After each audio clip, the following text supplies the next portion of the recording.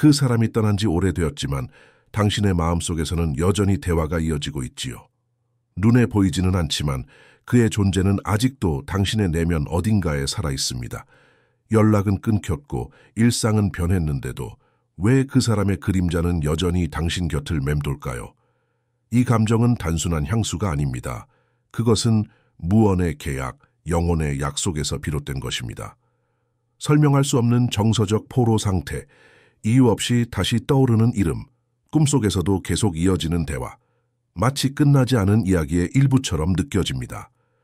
당신의 영혼은 여전히 그 장면을 붙잡고 무언가 해결되지 않은 채 남겨져 있는 듯합니다. 이것이 바로 영혼의 계약이 만들어낸 에너지의 끈입니다. 서로의 존재를 경험한 순간 두 영혼은 흔적을 남깁니다. 그리고 그 흔적은 단순한 기억이 아니라 아직 닫히지 않은 창문처럼 당신의 내면을 통과합니다. 그래서 마음은 여전히 그 문 앞에 머물러 있습니다. 돌아오지 않을 사람을 기다리면서도 동시에 그 기다림이 자신을 가두고 있다는 사실을 알고 있지요. 그러나 이 감정의 진짜 본질은 끝나지 않음이 아닙니다. 그것은 완성되지 못한 자기 자신을 향한 부름입니다. 그 사람이 남긴 흔적은 사실 당신의 영혼이 스스로를 다시 찾기 위한 신호였습니다. 당신은 잃은 사람을 찾고 있다고 믿지만 사실은 잃어버린 자기 자신을 찾고 있는 것입니다. 영혼의 계약은 단순한 사랑 이야기가 아닙니다.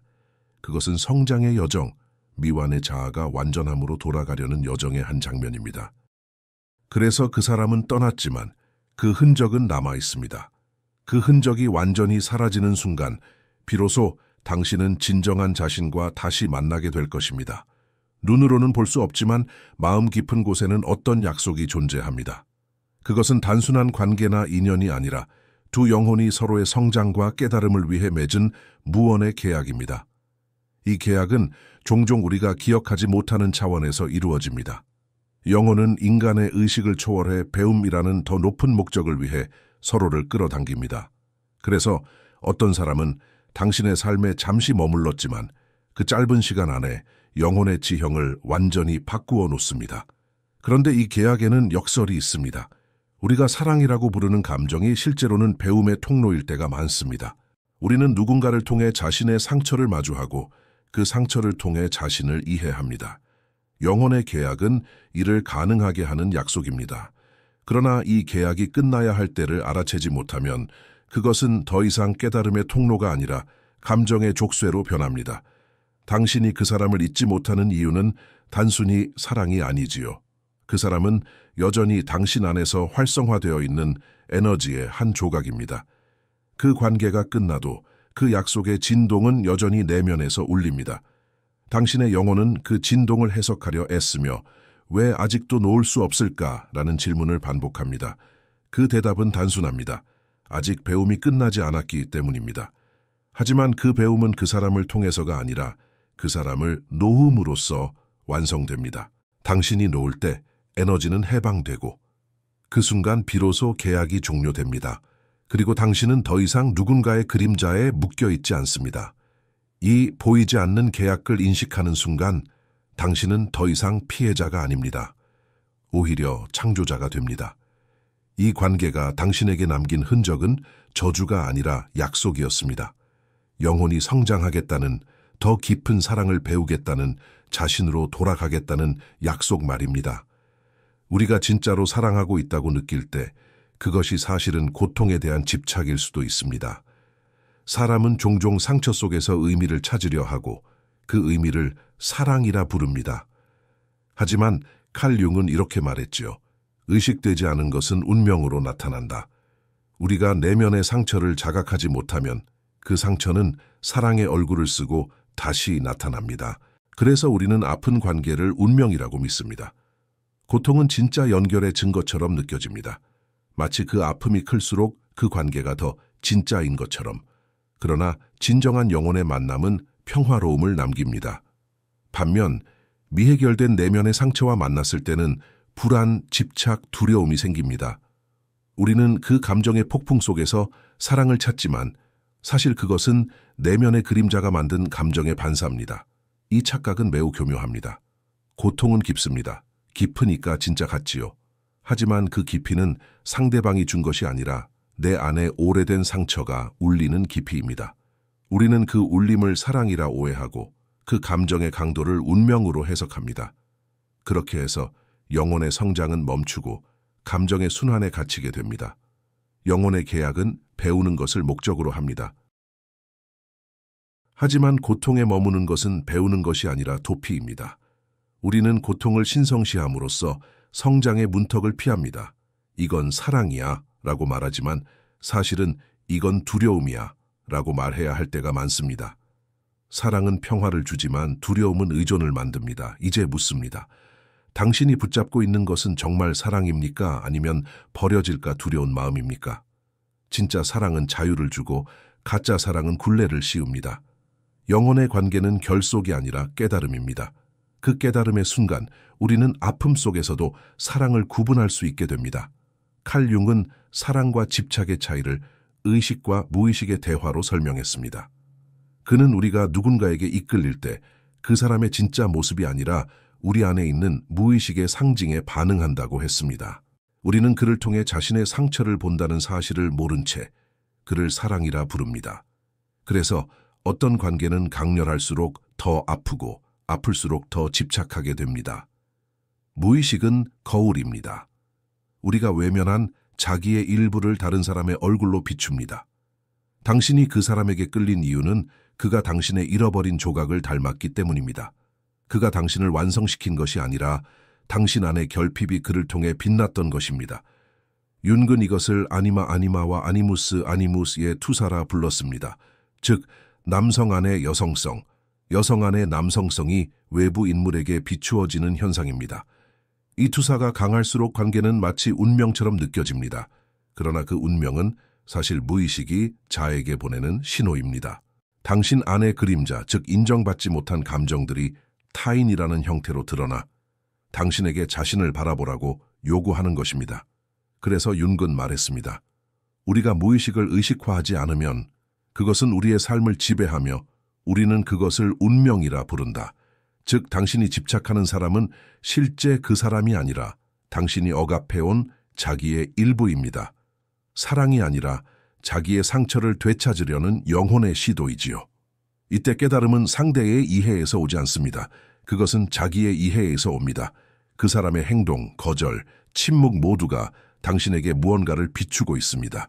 당신이 그 그림자를 받아들이기 시작하면 비로소 투사는 사라지고 사랑은 순수한 형태로 남습니다.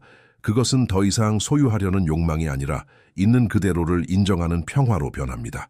융은 그 상태를 자기 셀프의 통합이라 불렀습니다. 영혼이 더 이상 외부의 반쪽을 찾지 않아도 되는 상태, 즉 내면이 온전해진 순간입니다. 어떤 관계는 끝났지만 마음속에서는 여전히 신성한 사명처럼 남아 있습니다. 우리는 그것을 영혼의 연결, 운명적 사랑이라 부릅니다. 하지만 그 말 속에는 종종 미묘한 자기 기만이 숨어 있습니다. 칼 융의 관점에서 보면 이 현상은 집착의 신성화입니다. 즉 감정적인 의존을 영적인 사명으로 포장하여 자기 진화를 미루는 무의식의 방어 기제이지요. 많은 사람들이 이렇게 말합니다. 그 사람은 내 삶의 이유야. 우리의 연결은 신의 계획이야. 하지만 그 진심 어린 믿음 속에는 때로 두려움이 숨어 있습니다. 그를 잃으면 나도 사라질 것 같다는 두려움 말입니다.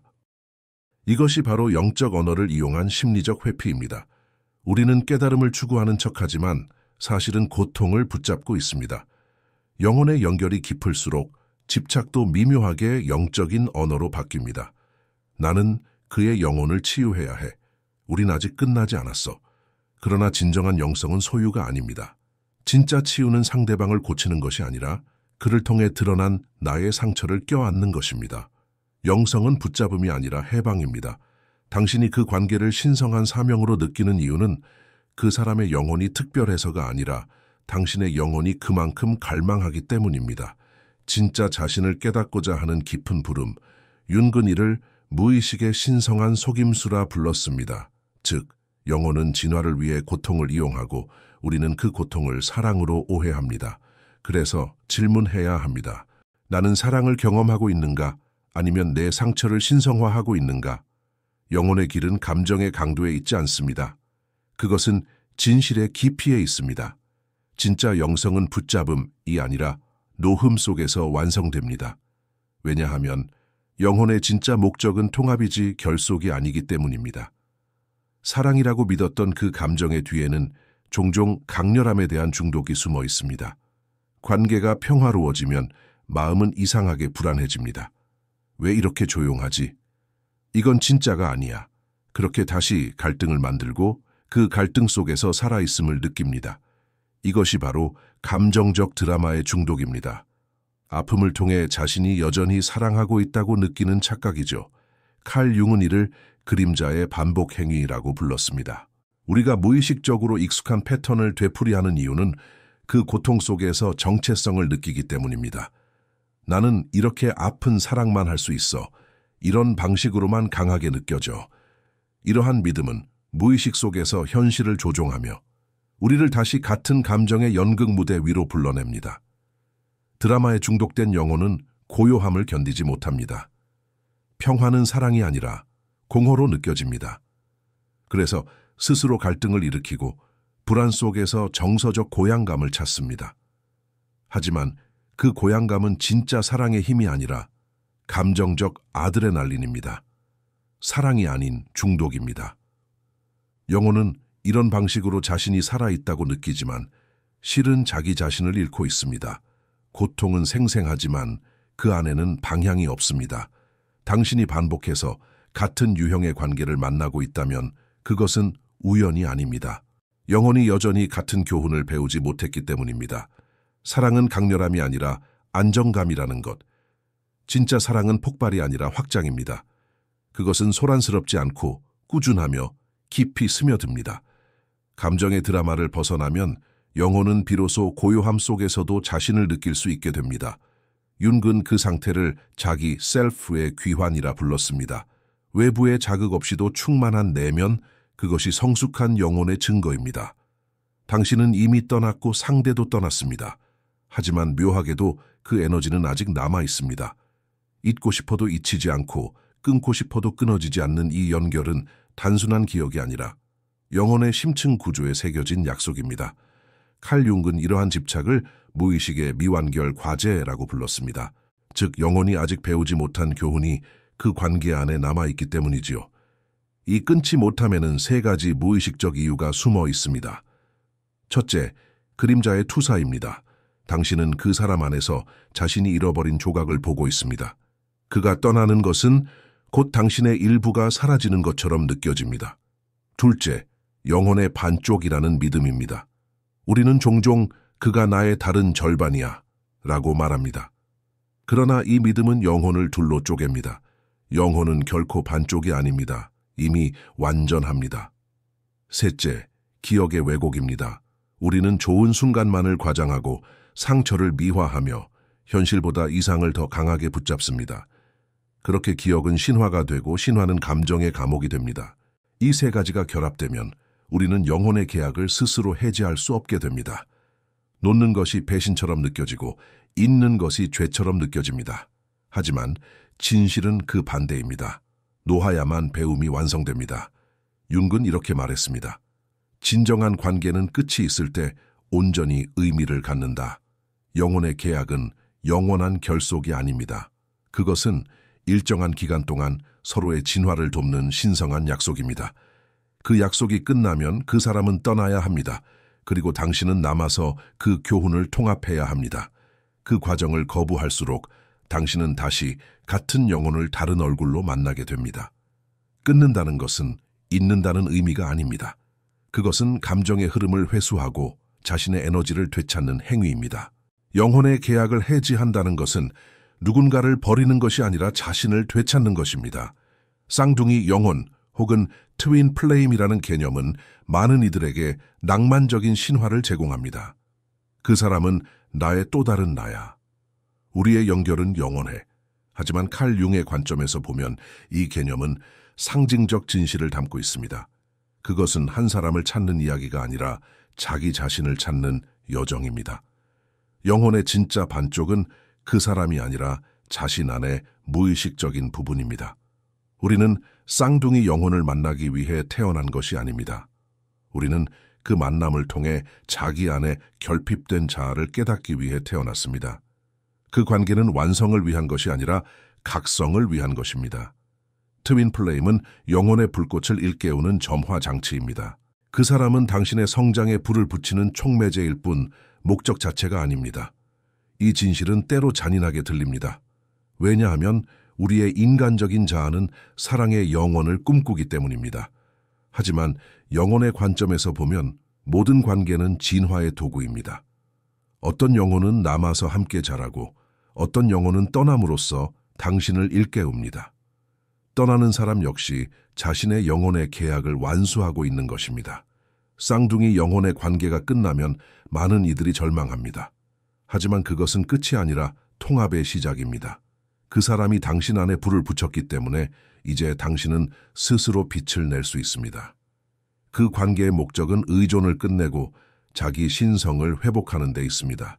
영혼의 진짜 사랑은 붙잡음이 아니라 각성입니다. 당신이 누군가에게서 신성을 느꼈다면 그것은 그 사람이 신성해서가 아니라 당신의 내면에도 같은 빛이 있기 때문입니다. 쌍둥이 영혼은 당신을 완성시키러 온 것이 아니라 당신이 이미 완전하다는 것을 보여주기 위해 온 것입니다. 영혼의 계약을 끊는다는 것은 누군가를 지우는 것이 아닙니다. 그것은 내 안에 남아있는 그 사람의 에너지를 정화하고 그 에너지를 다시 나 자신에게 되돌리는 의식적 행위입니다. 칼 융은 이런 과정을 투사의 회수라고 불렀습니다. 즉, 내가 상대에게 넘겨준 감정, 기대, 상처, 사랑, 그 모든 심리적 에너지를 다시 내 안으로 불러오는 것입니다. 그것이 바로 진정한 해방의 시작입니다. 첫 번째 단계는 인식입니다. 아직도 마음속에서 상대를 떠올리며 어떤 감정이 올라오는지를 관찰해야 합니다. 그 감정이 분노든 그리움이든 그것은 여전히 당신의 일부가 외부에 머물러 있다는 신호입니다. 감정을 억누르지 말고 다만 지켜보십시오. 나는 여전히 이 감정을 가지고 있다.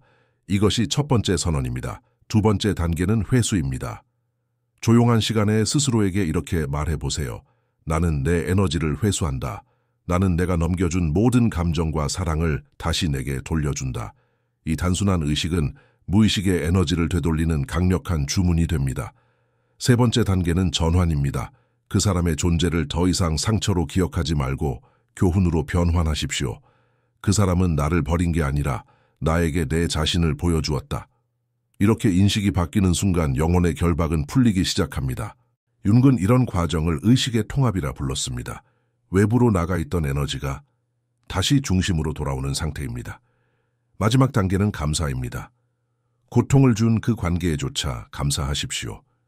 왜냐하면 그 고통이 당신을 진짜 자신에게 데려왔기 때문입니다. 영혼의 계약은 미움으로 끝나지 않습니다. 그것은 항상 사랑으로 끝나야 합니다.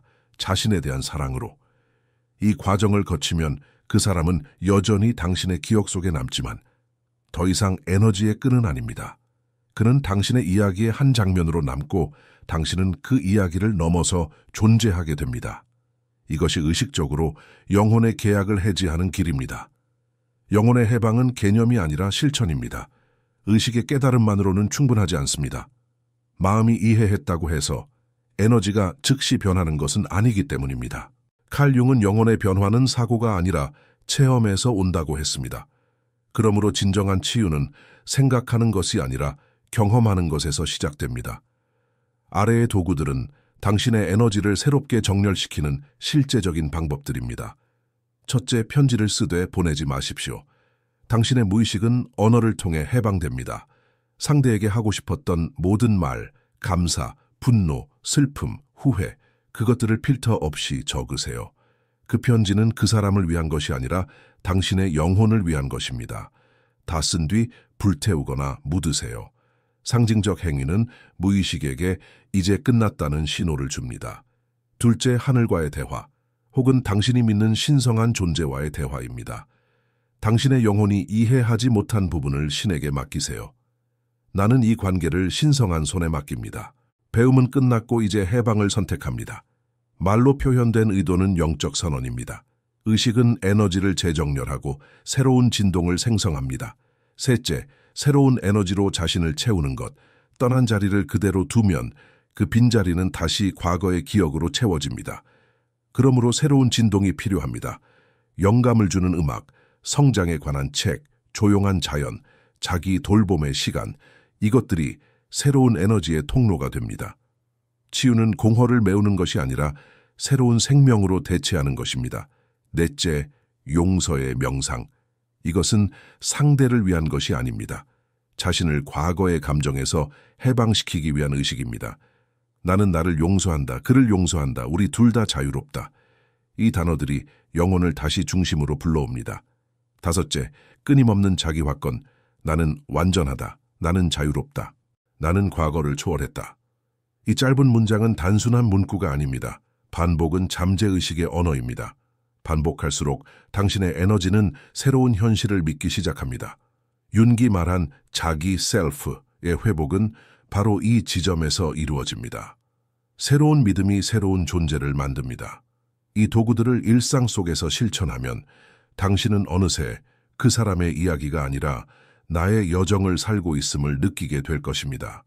더 이상 기다리지 않고 그리워하지 않으며 단지 존재함으로 충만해지는 순간, 그것이 바로 영혼의 자유입니다. 영혼의 해방은 끝이 아닙니다. 그것은 새로운 시작의 문입니다. 당신이 과거의 에너지로부터 벗어나면 빈 공간이 생깁니다. 그리고 그 공간은 새로운 진동으로 채워지기를 원합니다. 칼 융은 이것을 개성화의 두 번째 단계라 불렀습니다. 즉 그림자를 통합한 후 자아가 진짜 영혼과의 동맹을 맺는 단계입니다. 이것이 바로 새로운 계약의 시작입니다. 이 새로운 계약은 외부의 누군가와 맺는 것이 아닙니다. 그것은 당신의 영혼과의 약속입니다. 이제 나는 더 이상 누군가를 통해 완전함을 찾지 않겠다. 나는 나 자신을 통해 완전함을 기억하겠다. 이것이 새로운 서약의 문장입니다. 이제 당신의 사랑은 결핍에서 오는 사랑이 아니라 충만해서 흐르는 사랑이 됩니다. 당신은 이제 필요가 아닌 나눔으로 사랑할 수 있습니다. 누군가를 붙잡기 위해 사랑하지 않고 함께 빛나기 위해 사랑합니다. 이때의 관계는 소유가 아니라 공명공밍입니다. 두 영혼이 서로를 억누르지 않고 각자의 성장에 공간을 허락합니다. 그 안에는 집착이 없습니다. 오직 자유와 존중이 있을 뿐입니다. 이 확장은 당신의 존재 전반으로 번집니다. 더 이상 과거의 상처로 반응하지 않고 의식적으로 선택하며 감정이 아닌 깨달음으로 움직입니다. 당신은 더 이상 누군가의 이야기 속 인물이 아닙니다. 당신은 자신의 이야기를 쓰는 창조자가 됩니다. 이것이 바로 윤기 말한 자기 셀프의 실현입니다. 인간의 가장 높은 단계이자 영혼이 자신의 목적을 완성하는 순간입니다. 이 새로운 계약은 단순합니다. 두려움 대신 신뢰를, 결핍 대신 풍요를, 집착 대신 존재를 선택하는 것입니다. 그리고 그 선택이 반복될 때마다 당신의 영혼은 점점 더 빛으로 확장됩니다. 해방 이후의 삶은 조용하지만 그 조용함 속에는 위대한 충만함이 있습니다. 이제 당신은 기다리지 않습니다. 찾지 않습니다. 그저 존재하며 그 존재만으로 충분합니다. 영혼의 진짜 목적은 사랑받는 것이 아니라 사랑 그 자체가 되는 것입니다. 모든 영혼은 어느 순간 같은 문 앞에 서게 됩니다. 그 문은 과거와 현재, 상처와 해방, 집착과 사랑을 나누는 경계입니다. 당신은 이미 그 문 앞에 있습니다. 그리고 이제 선택만 남았습니다. 과거의 그림자 속에 머물 것인가, 아니면 새로운 빛으로 걸어 나갈 것인가. 당신이 잃었다고 믿는 것은 사실 잃은 것이 아닙니다. 그것은 다만 당신의 의식이 성숙하기 위해 떠나야 했던 것입니다. 그 관계, 그 고통, 그 기다림, 모두 영혼의 성장 과정이었습니다. 그것은 당신이 미처 몰랐던 내면의 진실을 드러내기 위해 필요했던 흔들림이었습니다. 그러니 그것을 후회하지 마세요. 그 모든 순간은 헛되지 않았습니다. 칼 융은 이렇게 말했습니다. 고통은 성장의 도구이며 영혼은 그 고통을 통해 의식으로 깨어난다. 당신이 겪은 모든 아픔은 당신을 무너뜨리기 위한 것이 아니라 더 큰 자신으로 태어나게 하기 위한 것이었습니다. 당신은 결코 희생자가 아니었습니다. 당신은 창조자였습니다. 이제 당신의 영혼은 묻습니다. 이제 준비되었는가? 당신이 그 문을 열기로 결정하는 순간 과거는 더 이상 당신을 잡지 못합니다. 당신의 삶은 반복이 아니라 창조가 됩니다. 그리고 당신은 깨닫게 됩니다. 그가 혹은 그녀가 결코 당신의 영혼의 절반이 아니었다는 것을. 그들은 당신 안의 빛을 비추기 위한 거울이었습니다. 이제 그 빛이 완전히 당신에게 돌아왔습니다. 당신은 기다리지 않아도 됩니다. 찾지 않아도 됩니다. 존재 자체로 충분합니다. 그 사람이 떠난 것은 당신의 영혼이 다시 자신에게 돌아갈 시간을 주기 위해서였습니다. 이제 그 시간은 끝났습니다. 당신은 자유입니다. 그 자유는 외로움이 아니라 충만입니다. 그것은 더 이상 누군가를 잃은 공허함이 아니라 자신을 되찾은 평화입니다. 당신이 문을 건너는 순간 세상은 달라집니다. 하지만 진짜로 변한 것은 세상이 아니라 당신입니다. 그리고 그 깨달음의 자리에서 당신은 미소 짓게 됩니다. 왜냐하면 이제 알기 때문입니다. 사랑은 기다림이 아니라 존재임을, 사랑은 타인이 아니라 자신임을, 그리고 진정한 영혼의 계약은 언제나 이 한 문장으로 돌아옵니다. 나는 나 자신에게 충실하겠다.